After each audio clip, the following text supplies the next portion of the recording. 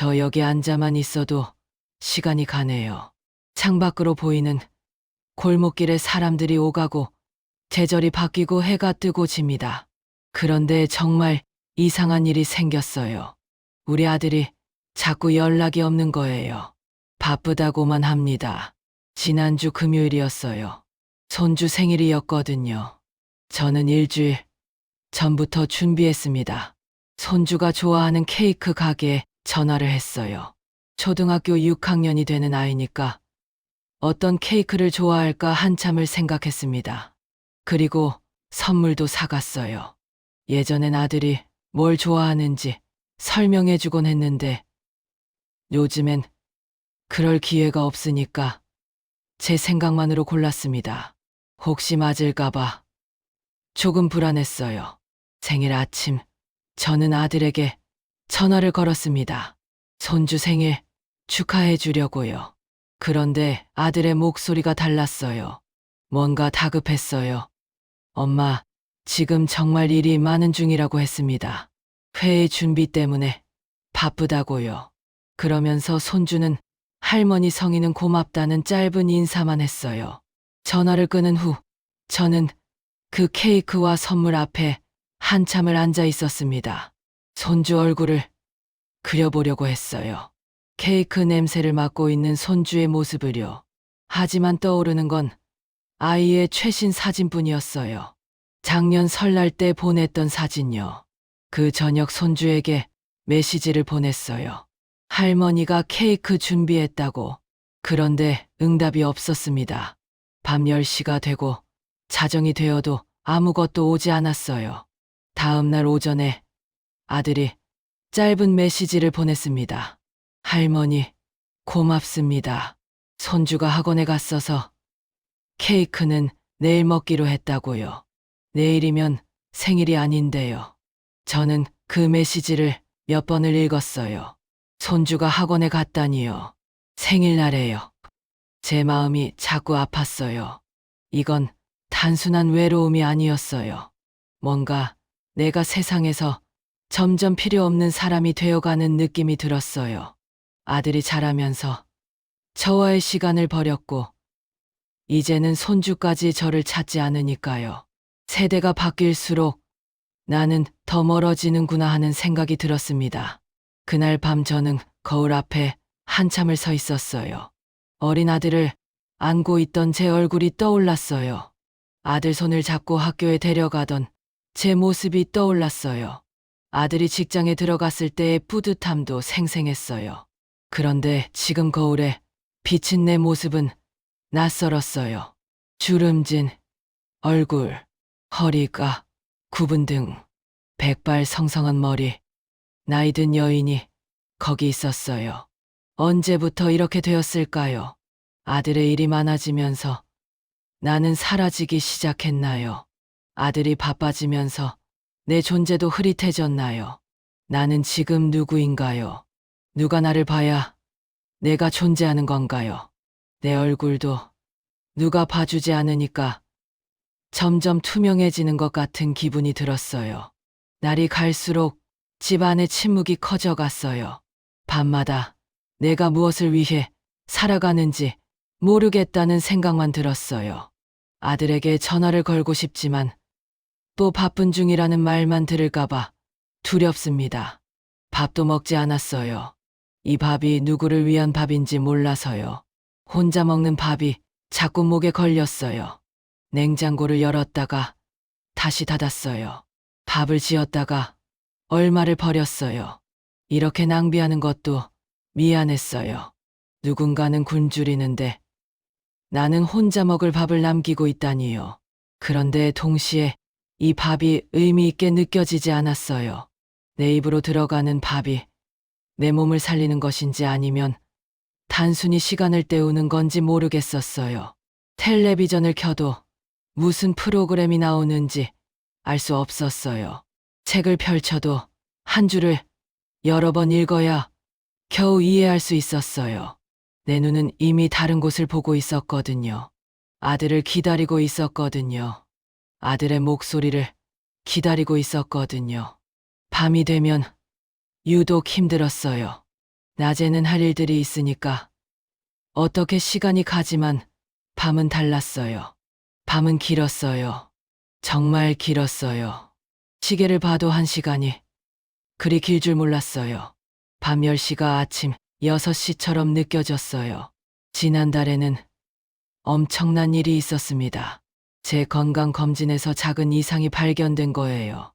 의사 선생님이 몇 가지 더 검사를 해봐야 한다고 했어요.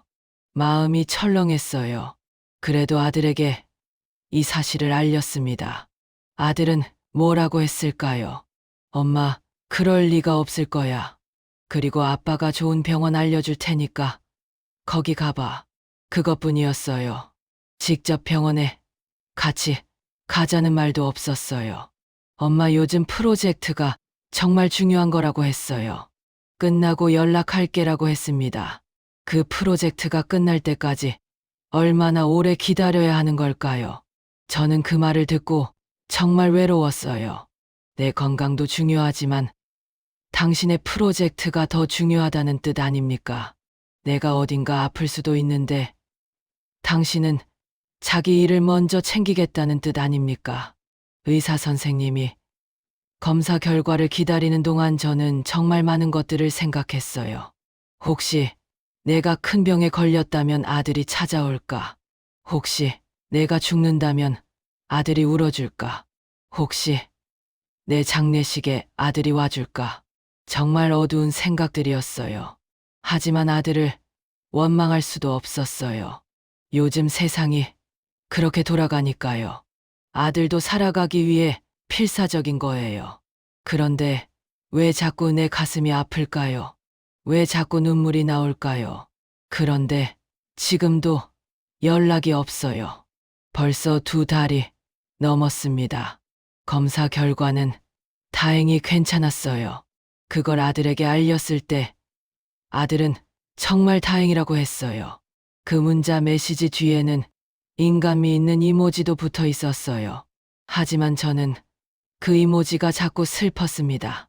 면전에서 안아주지도 못하는 아들이 디지털로 감정을 표현하려니까요. 그 이모지가 감정이 아니라 의무처럼 느껴졌어요. 마치 책임감으로 보낸 메시지 같았어요. 내 인생을 다시 돌아봅니다. 아들을 낳았을 때 기쁨, 아들 첫 돌 때의 행복, 아들이 학교에 들어갔을 때 자부심, 아들이 직장을 얻었을 때의 뿌듯함, 모두가 아들을 위한 감정들이었어요. 혼자만 바뀌었나요? 아니면 처음부터 그렇게 주어진 관계였나요? 그렇게 무언가를 위해만 살다가 그 무언가가 없어지면 내가 존재하는 이유도 없어지는 걸까요?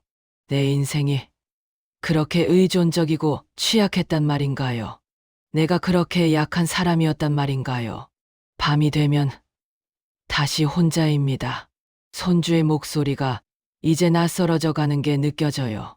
영상통화를 해도 손주가 뭐라고 말하는지 그 뜻이 자꾸 놓쳐요. 손주는 얼마나 커졌을까요? 손주의 꿈이 뭔지는 알까요? 손주가 요즘 뭘 좋아하는지는 아나요? 우리가 말이 다른 사람이 되어버린 건 아닐까요? 시간이 이렇게 나를 버리고 가는 건가요? 아들이 나를 버렸다기보다는 시간이 나를 버린 것 같아요. 어제 저는 정말 혼자라는 생각에 밤새 울었어요. 아무도 내 울음을 들을 사람이 없다는 생각에요. 아무도 내 눈물을 닦아줄 사람이 없다는 생각에요. 아무도 내가 지금 얼마나 힘든지 모른다는 생각에요. 그 생각들이 나를 더욱 외로워 보냈어요. 창밖을 보다가 문득 생각했어요. 저 사람들은 모두 누군가를 기다리고 있는 걸까요? 저 사람들도 저처럼 혼자인 걸까요? 저 사람들도 누군가의 연락을 기다리고 있는 걸까요? 세상이 이렇게 많은 사람으로 가득한데 왜 이렇게 외로울까요? 아들이 주는 건 오직 그 한마디입니다. 바쁘다는 말. 내가 남은 삶에서 원하는 건 많지 않습니다. 그저 손주들 얼굴을 조금 더 자주 보고 싶고 아들과 밥 한 끼를 나누고 싶을 뿐이에요. 그런데 아들은 바쁘다고만 합니다. 내가 준 건 평생이었는데 아들이 주는 건 그 단 한마디뿐인 겁니까? 이게 모든 게 공평한 건가요? 이게 인생이 이렇게 돌아가는 건가요? 그런데 말입니다. 정말 신기한 일이 일어났어요. 어젯밤 한 가지 깨달음이 생겼어요. 그건 정말 갑자기 들어온 생각이었어요. 마치 누군가 내 귀에 속삭여준 것처럼요. 저는 세상에 나온 지 68년이 되었습니다. 살아오면서 정말 많은 것들을 경험했어요. 좋은 일도 있었고, 나쁜 일도 있었고, 예상 밖의 일들도 많았어요. 그런데 이제야 알겠습니다. 사람은 나이가 들면서 자기도 모르게 기대를 만드는 거란 걸요. 그 기대가 바로 내 마음을 채웠던 거예요. 그리고 그 기대가 나를 무너뜨린 거예요. 아들을 낳았을 때 저는 아들이 성공하기를 바랐고, 아들이 성공했을 때는 아들이 날 잊지 않기를 바랐고, 아들이 직장에 들어갔을 때는 아들이 나한테 자주 연락할 거라고 바랐고, 이제는 아들이 시간을 내주기를 바라고 있어요. 계속 무언가를 바라고 있는 거예요. 그런데 그 모든 바람이 나를 무너뜨렸다는 걸 이제 깨달았어요. 내 인생의 모든 행복이 아들에게 기대어 있었어요.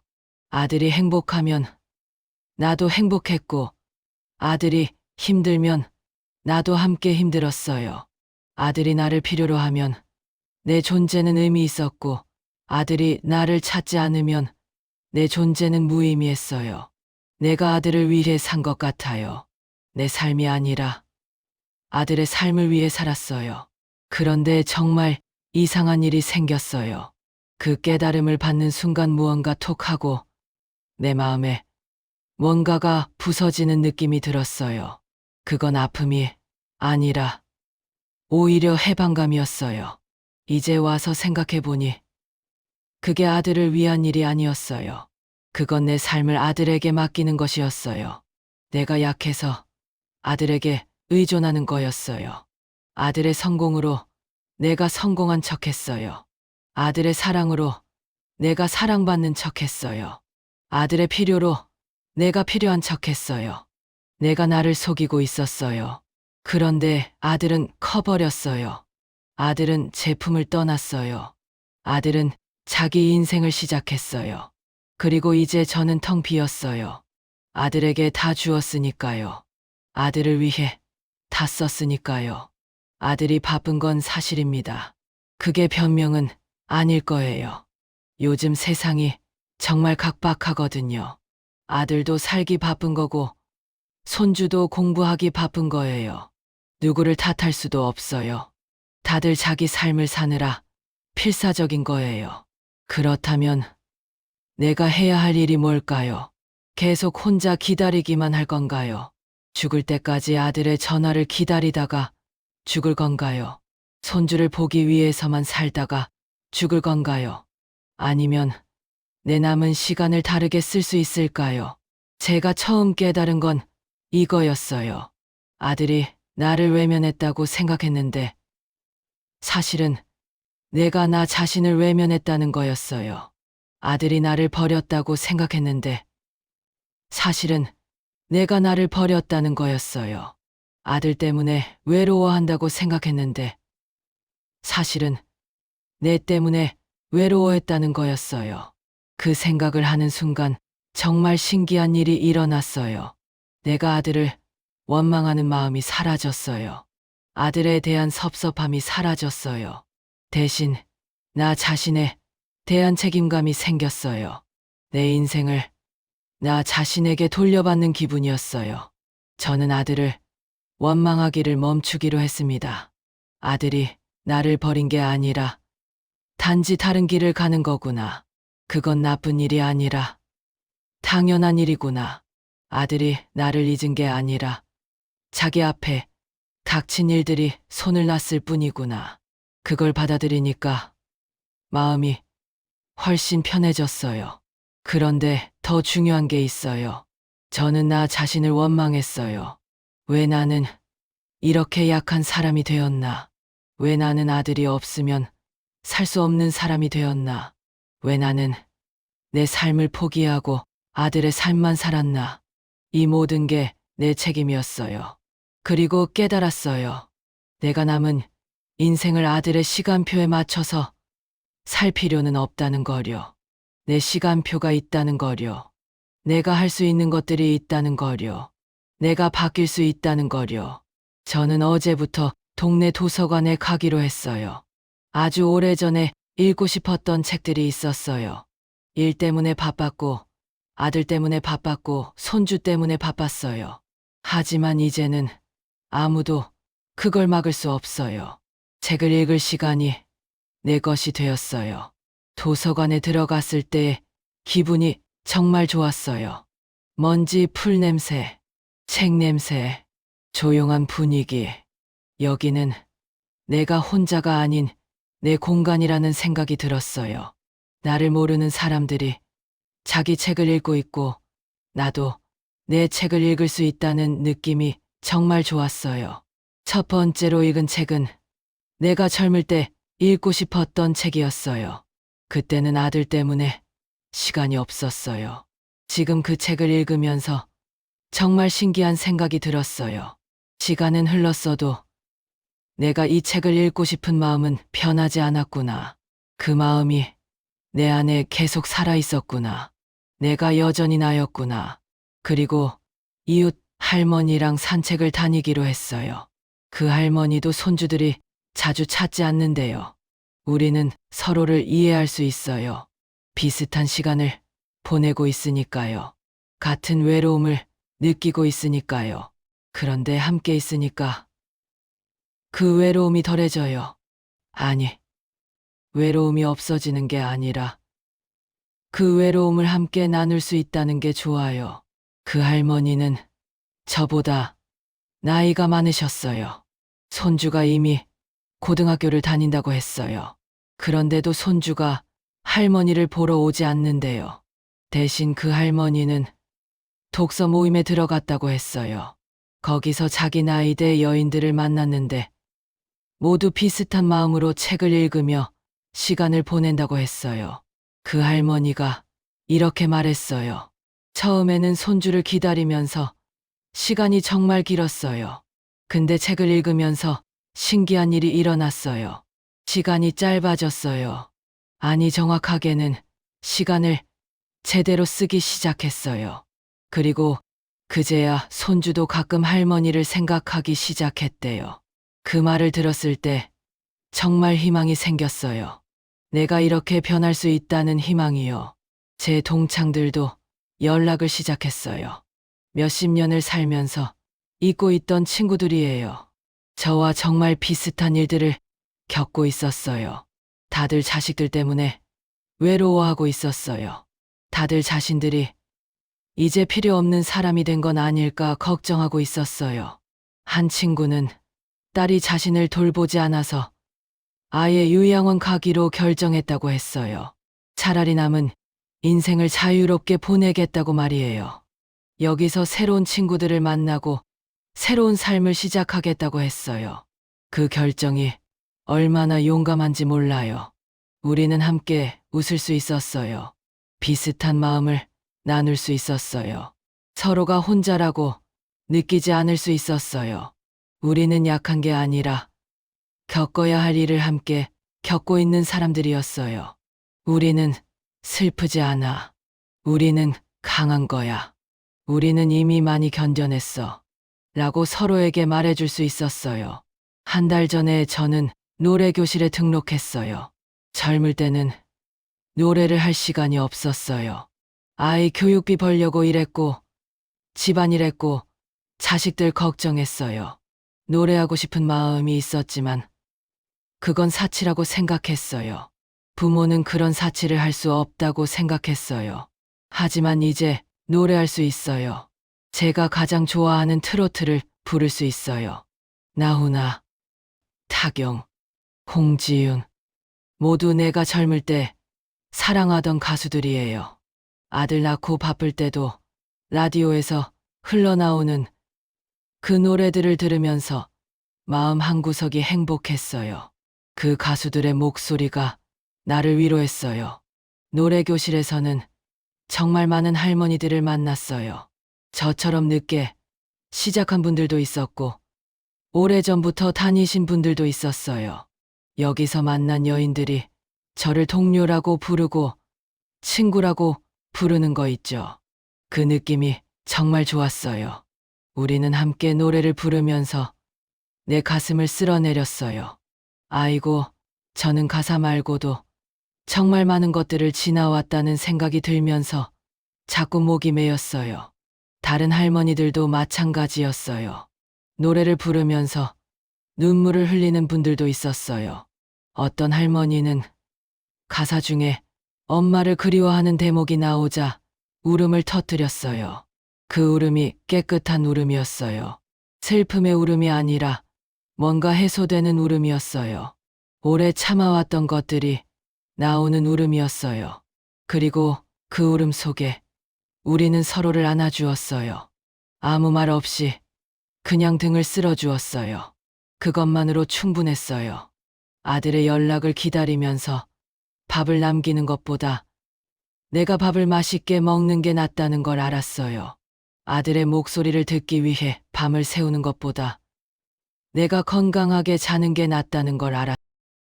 내가 건강해야 혹시 모를 때 아들도 걱정하지 않을 거라는 걸 깨달았어요. 그리고 신기한 일이 생겼어요. 내가 밥을 맛있게 먹기 시작하니까 내 얼굴이 밝아졌어요. 내가 아침을 제때 일어나 하늘을 보니까 세상이 아름워 보였어요. 내가 노래를 부르니까 목소리가 다시 살아났어요.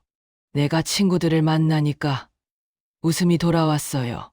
지난주에는 정말 신기한 일이 있었어요. 제가 노래교실에서 배운 노래를 가족 카톡 그룹에 올렸어요. 그냥 장난 삼아서요. 아무도 반응이 없을 줄 알았어요.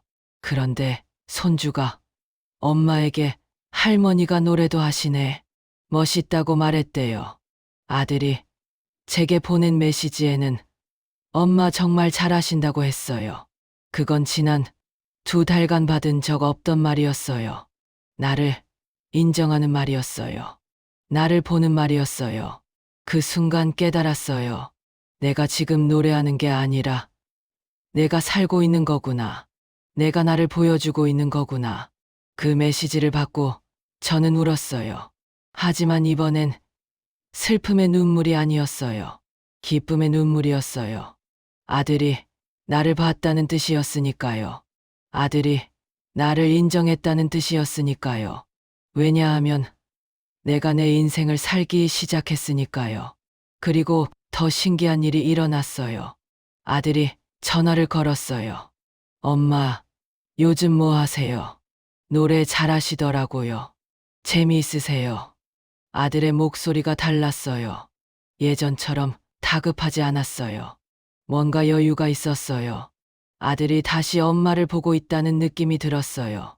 저는 아들에게 노래교실 다니는 얘기를 했어요. 도서관도 자주 간다고 했어요. 친구들도 만난다고 했어요.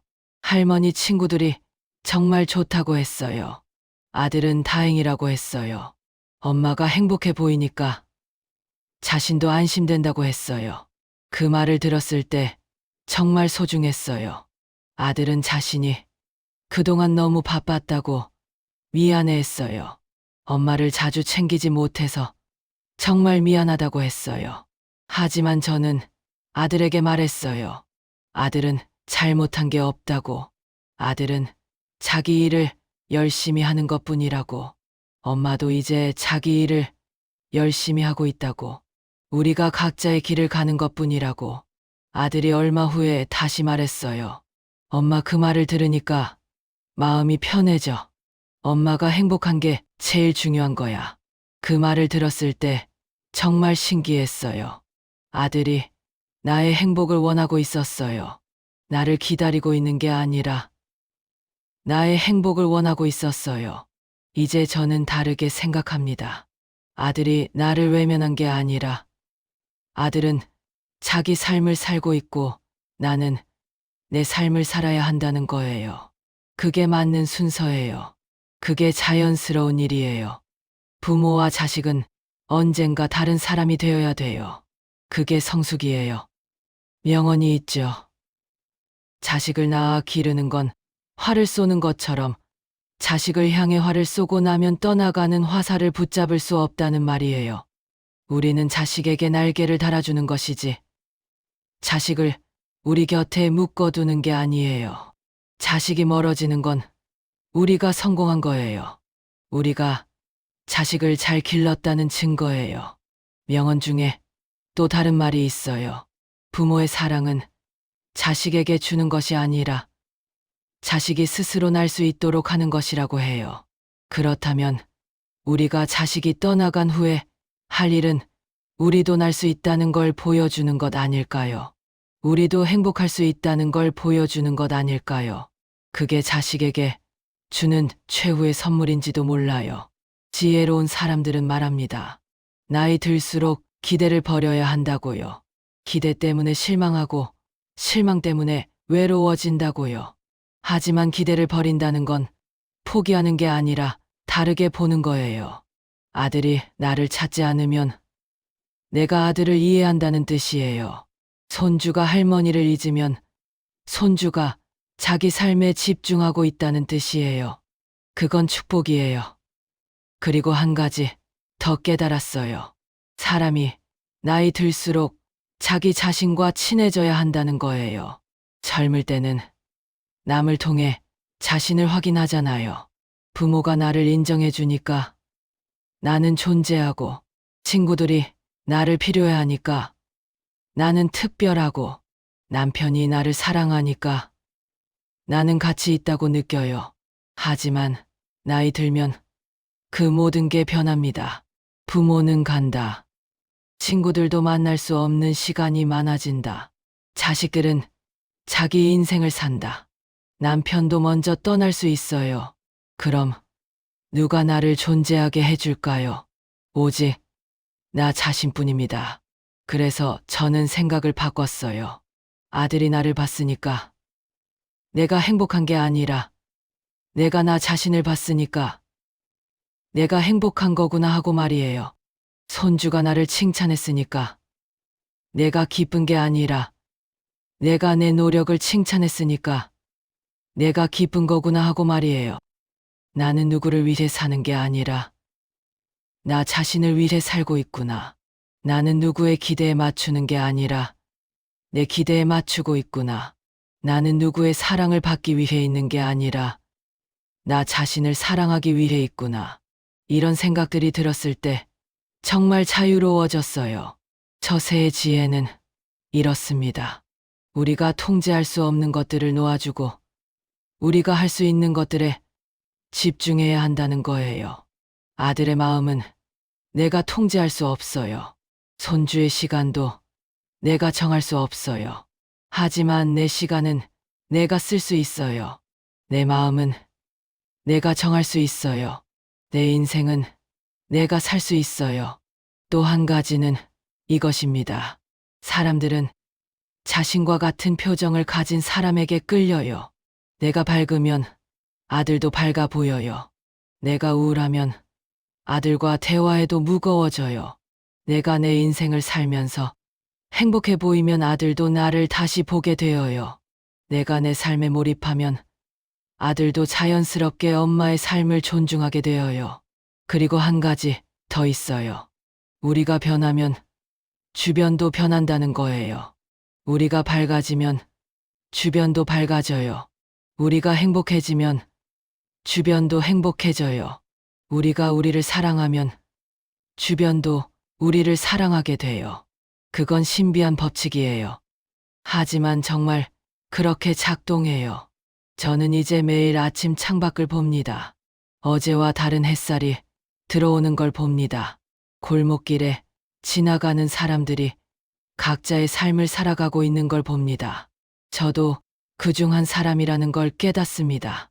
아들의 딸이기만 한 게 아니라 나 자신의 주인공이라는 걸 말이에요. 내 삶의 주인공이라는 걸 말이에요. 작년 여름에 저는 정말 힘들었어요. 혼자라는 생각이 나를 짓눌렀고 필요 없다는 생각이 나를 괴롭혔어요. 밥도 약도 제대로 먹지 못했어요. 병원에 가서 우울증 약을 처방받으려고 했어요. 의사 선생님이 저를 봤을 때 정말 안타까운 눈으로 봤어요. 그리고 처방약을 쓰기보다는 운동을 하라고 했어요. 친구를 만나라고 했어요. 뭔가를 해보라고 했어요. 하지만 지금은 다릅니다. 의사 선생님이 저를 다시 만나면 놀랄 거예요. 제 눈빛이 달라졌을 거예요. 제 웃음이 진짜가 되었을 거예요. 제가 더 이상 약을 필요로 하지 않을 거예요. 대신 내가 얻은 게 있어요. 친구들이 있고, 취미가 있고, 내 삶이 있어요. 지난주에 아들에게서 메시지가 왔어요. 엄마, 요즘 어때? 프로젝트가 끝나서 손주 데리고 주말에 뵐 수 있을 것 같아. 그 메시지를 읽고 저는 울었어요. 하지만 이번엔 서러운 눈물이 아니었어요. 아들이 나를 기억하고 있었구나. 단지 바빴을 뿐이구나. 그리고 우리는 각자의 시간 속에서 같은 하늘 아래 살고 있었구나 하는 눈물이었어요. 이번 주말에 우리가 만날 예정이에요. 저는 아들에게 기대하지 않을 거예요. 아들이 가져올 것들을 상상하지 않을 거예요. 그냥 손주의 얼굴을 보고 아들의 목소리를 듣는 것만으로도 충분할 거라고 마음먹었어요. 그 순간 그것들을 충분히 느끼고 감사할 거예요. 그리고 그 시간 이외에도 나는 내 인생을 살 거예요. 도서관도 가고 노래도 부르고 친구들도 만날 거예요. 그게 아들을 보는 시간을 더 소중하게 만들 거예요.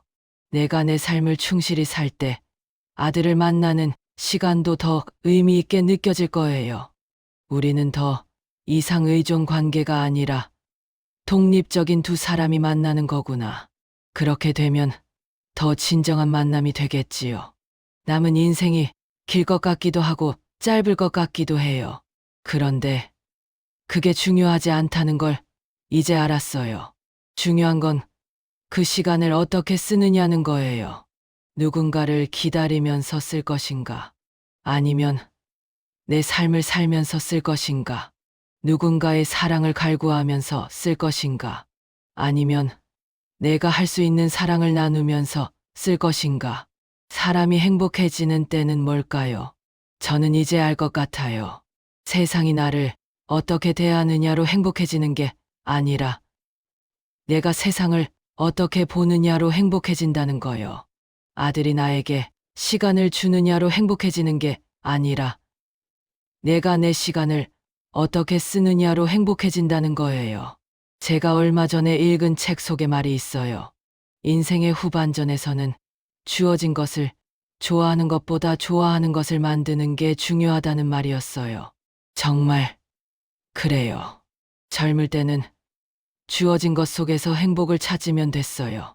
부모의 사랑도 주어진 거고 친구도 주어진 거였어요. 하지만 이제는 제가 만들어야 할 시간이 있어요. 저는 이제 매주 도서관에 가고 노래교실에 가고 할머니, 친구들과 커피를 마셔요. 이것들은 아무도 주지 않은 것들이에요. 제가 만들어낸 것들이에요. 제가 선택한 것들이에요. 그래서 더 소중해요. 그래서 더 의미 있어요. 그래서 내가 더 주인공인 것 같아요. 제 동창 중에 한 분이 최근에 저한테 말했어요. 우리가 젊을 때는 남편의 아내로 살고 아이의 엄마로 살았는데 이제 우리가 누가 되느냐가 중요한 거 아니냐고요. 정말 맞는 말이에요. 이제 우리는 누구의 아내도 아니고 누구의 엄마도 아니고 오직 나 자신이어야 해요. 그 말을 듣고 저는 처음으로 편안함을 느꼈어요. 더 이상 남편을 위해 뭔가 해야 한다는 압박감도 없었어요. 아들을 위해 뭔가 해야 한다는 죄책감도 없었어요. 단지 나를 위해 무엇을 하고 싶은가만 생각하면 되는 거구나. 그런 자유가 참 좋더라고요. 내가 생각이 바뀌니까 신기하게 아들도 달라지는 게 느껴졌어요. 전에는 내가 아들을 너무 바라보고 있었나 봐요. 그 시선이 아들한테 다가왔나 봐요. 아들이 불편했나 봐요. 그런데 내가 자기 인생을 살기 시작하니까 아들도 편해진 것 같아요. 요즘 아들은 가끔 전화를 해요. 전처럼 짧은 말만 하지 않고 자기 일들에 대해 얘기해요. 직장 일도 얘기하고 손주 얘기도 하고 이런저런 일상도 얘기해요. 아직도 바쁘긴 하지만 그 바쁨 속에서 엄마를 생각하는 시간이 생겼나 봐요. 왜냐하면 내가 더 이상 아들의 시간을 빌리려고 하지 않으니까요. 명언 중에 또 다른 말이 있어요. 새는 자식을 낳아 기르고 어느 순간 떠나보낸다. 그 떠나보낸 순간이 바로 부모가 완성되는 순간이라고 해요. 정말 옳은 말 같아요. 자식이 있는 건 축복이 아니에요. 자식이 없는 것처럼 살 수 있는 게 진정한 축복이에요. 그게 성숙한 부모의 삶이에요. 어떤 책에서는 이렇게도 말해요. 모든 사람은 누군가의 역사를 살다가 언젠가는 자기의 역사를 살아야 한다고요. 나는 아버지의 딸이었고 아들의 엄마였고 남편의 아내였어요. 그런데 이제는 나 자신의 주인공이어야 한다는 거예요. 내 역사를 써내야 한다는 거예요. 그래서 저는 이제 다시 시작하기로 했어요. 혼자가 아니라 내 것으로서 말이에요. 외로움을 없애기 위해서가 아니라 내 삶을 채우기 위해서요. 남은 시간이 고독하기 위해서가 아니라 그 고독 속에서 나를 만나기 위해서요. 고독이 꼭 나쁜 건 아니에요. 고독은 나 자신과 만날 수 있는 시간이에요. 고독은 내 마음의 목소리를 들을 수 있는 시간이에요. 고독은 내가 누구인지 다시 생각해 볼 수 있는 시간이에요. 그래서 고독은 선물이기도 해요. 아들은 여전히 바쁠 거예요. 하지만 이제 저도 바빠질 거예요. 다른 바쁨으로요. 내 삶으로요. 그리고 그 바쁨 속에서 우리는 가끔씩 만날 거예요. 더 소중한 시간으로 말이에요. 더 진정한 관계로 말이에요. 누가 누구에게 무엇을 해주지 못했는지에 대한 미안함이 아니라 우리가 각자 우리 삶을 잘 살고 있다는 기쁨 속에서 말이에요. 혹시 저처럼 외로워하는 분들이 있다면 말씀드리고 싶어요. 당신이 필요 없는 사람이 된 게 아니라 당신이 필요한 사람이 되어야 한다는 거예요.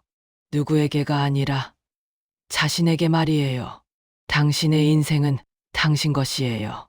당신이 주인공이에요. 그리고 그 주인공의 삶은 얼마든지 아름다울 수 있어요. 당신은 이미 충분히 많은 것을 주었어요. 당신은 이미 충분히 많은 것을 견디었어요. 당신은 이미 충분히 오래 기다렸어요. 이제는 자신을 위해 시간을 써도 괜찮아요. 이제는 자신을 우선해도 괜찮아요. 이제는 자신을 사랑해도 괜찮아요. 그리고 또 한 가지 명언을 더 얘기하고 싶어요. 노년의 삶에서 가장 중요한 건 무엇을 했느냐가 아니라 무엇을 느꼈느냐라고 해요. 얼마나 많은 돈을 벌었느냐가 아니라 얼마나 많은 기쁨을 느꼈느냐라고 해요. 내가 얼마나 소중한 사람이었느냐가 아니라 내가 얼마나 소중함을 느꼈느냐가 중요하다고 해요. 제가 만난 많은 할머니들이 비슷한 마음으로 변해갔어요. 아들의 전화를 기다리던 마음에서 내일의 노래 교실을 기다리는 마음으로 말이에요. 손주의 사진을 들었던 손에서 친구의 손을 잡는 손으로 말이에요. 밤새 혼자라고 우는 대신 아침에 밝게 웃는 것으로 말이에요. 이전에는 아들의 부재가 저를 무너뜨렸어요. 아들이 없으면 내가 없다고 생각했어요. 그런데 이제는 달라요. 아들이 없어도 나는 여기 있어요. 나는 나예요. 내 삶은 계속되어요. 그리고 아들이 없을 때도 나는 행복할 수 있어요. 저는 지금 정말 행복해요. 아들을 기다리는 행복이 아니라 내가 내 삶을 사는 행복이에요. 아들의 인정을 받아서가 아니라 내 자신을 인정하는 행복이에요. 아들이 나를 안아주지 않아서가 아니라 내가 나를 안아주는 행복이에요. 그리고 신기한 게 뭔지 알아요. 내가 행복해지니까 아들도 행복해 보여요. 아들도 자주 전화하고 있어요. 혼자 아들 시간을 빌리려고 할 때보다 훨씬 자주요. 한 번은 아들이 이렇게 말했어요. 엄마, 요즘 정말 행복해 보여. 자신도 엄마가 행복하니까 자신도 편하다고 했어요. 그 말을 들었을 때 저는 깨달았어요. 내가 아들의 시간을 기다리는 것만으로도 아들에게는 부담이었구나. 그런데 내가 내 삶을 살자 아들도 편해졌구나. 그렇다면 내가 나를 사랑하는 게 아들을 사랑하는 가장 좋은 방법이구나. 마지막으로 저는 이렇게 말하고 싶어요. 우리 세대는 주어진 인생을 열심히 살았어요. 남편을 위해, 아이를 위해 열심히 살았어요. 우리는 남편에게 충실했고, 자식에게도 진심을 다했어요. 우리는 희생했고, 헌신했고, 견뎌냈어요. 그건 헛되지 않았어요. 그건 우리의 자산이에요. 우리는 그렇게 살 수밖에 없었어요. 그게 우리 시대였어요. 그런데 이제는 우리가 주인공인 인생을 살 차례예요. 남은 시간이 얼마나 될지는 모르지만 그 시간만큼은 우리 것이어야 해요. 우리가 원하는 대로, 우리가 행복한 대로, 우리가 선택한 대로 살아야 해요. 아무도 우리에게 그럴 기회를 주지 않았으니까 우리가 스스로 그 기회를 만들어야 해요. 아들은 바쁘겠지만 우리도 바빠져 봅시다. 손주는 학원에 가겠지만 우리는 도서관에 가봅시다. 자식들이 우리를 찾을 때를 기다리기보다는 우리가 우리 삶을 찾아봅시다. 누군가에게 필요한 존재가 되기 위해 살기보다는 자신에게 필요한 존재가 되어 봅시다. 그게 진정한 독립이에요. 그게 진정한 성숙이에요. 저는 앞으로 얼마나 더 살지 모릅니다. 하지만 한 가지는 확실해요. 내가 남은 시간은 내 것이 되었다는 거예요. 그리고 그 시간 안에서 나는 주인공이라는 거예요. 아들의 엄마로서가 아니라 내 자신으로서 말이에요. 내 역사의 주인공으로서 말이에요. 내일 아침도 창밖을 봐야겠네요. 또 다른 햇살이 들어올 거고, 또 다른 사람들이 자기 삶을 사느라 바쁠 거고 나도 그중 한 사람으로 내 삶을 살 거예요. 도서관도 가고, 노래도 부르고, 친구들도 만날 거예요. 아들에게 전화도 걸고, 손주를 그리기도 할 거예요. 하지만 그 모든 게 내 삶을 채우는 일이 될 거예요. 그 모든 게 내 이야기의 일부가 될 거예요. 그 생각만 해도 마음이 편해요. 그 생각만 해도 내일이 기다려져요. 그 생각만 해도 살아갈 이유가 생겨요. 혹시 모르니까 아들에게 한 번 더 전화해 봐야겠네요. 하지만 이번엔 아들이 뭐라고 말하는지가 중요한 게 아니라 나 자신이 무엇을 느끼는지가 중요할 거예요. 아들이 내 전화에 답변하는지가 아니라 내가 내 인생에 답변하는지가 중요할 거예요. 아들이 내 말을 듣는지가 아니라 내가 내 마음의 목소리를 듣는지가 중요할 거예요. 저는 지금 행복합니다. 아들 덕분이 아니라 나 덕분에 말이에요. 남은 인생도 이렇게 살아야겠다고 다짐합니다. 나를 사랑하고, 나를 존중하고, 나를 가치 있게 여기는 삶 말이에요. 그런 삶이 결국 아들도 행복하게 만들 거라는 걸 이제 알았으니까요. 내가 먼저 나를 안아주고, 내가 먼저 나를 격려해주고, 내가 먼저 나를 칭찬해주는 거예요.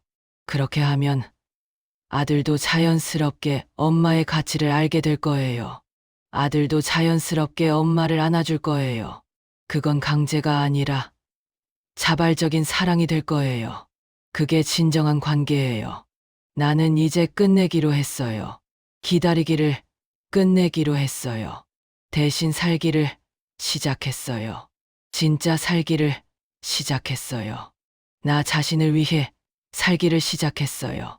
그리고 그 속에서 아들도 아들의 인생을 살고 있고 우리는 때때로 만나고 있어요. 그게 우리가 맞춰줘야 할 길이었어요. 그게 우리가 가야 할 길이었어요. 구독, 좋아요, 알람 설정은 사랑입니다.